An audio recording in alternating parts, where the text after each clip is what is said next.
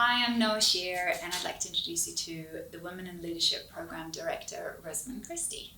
So, Rosamund, can you tell us why we need this program?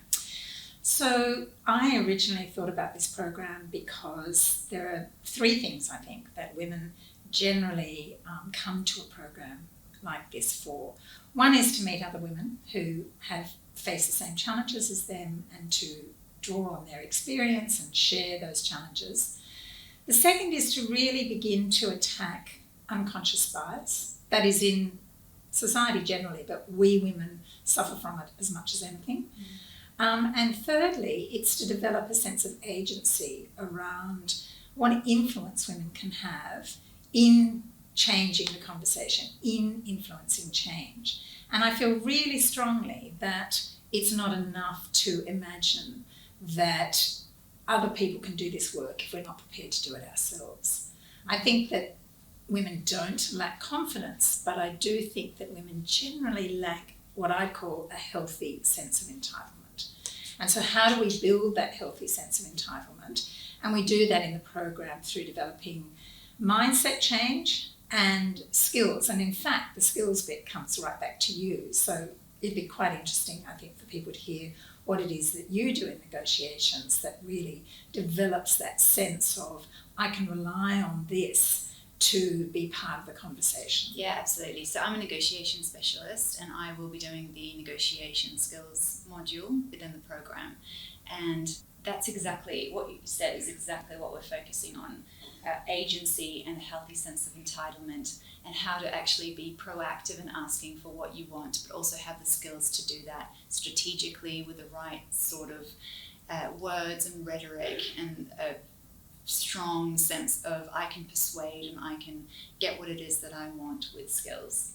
So tell me, how do you think this program will instill a sense of agency beyond negotiation skills? Well, part of the program relies on the constructs of adaptive leadership.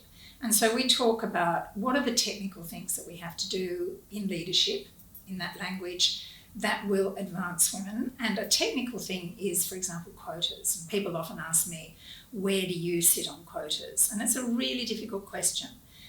I think there have been unconscious quotas for men for a very, very, very long time. And now if we have to move to some conscious quotas for women in the short term, that's okay. But unless we make mindset change, unless we all as individual women take up the opportunities and the responsibility to advance the conversation, then we're not going to make the really deeply internalized changes that need to happen in what we would call an adaptive issue for us as a society. It's only a couple of decades since, for example, orchestras have started to audition behind curtains, because they looked around the world and they saw that most orchestras were men, and that when people watched and listened to somebody play an instrument, they heard it differently if that person was a woman.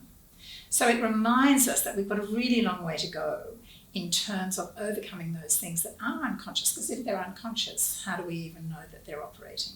So that's a really strong thread through the program. And then it's about shaping that mindset with the skills that you're talking about to advance the conversations. So we hope that you'll join us on the program. We'd love to see you and to join us in the conversation and really begin to make some change in influencing the social constructs that we have today.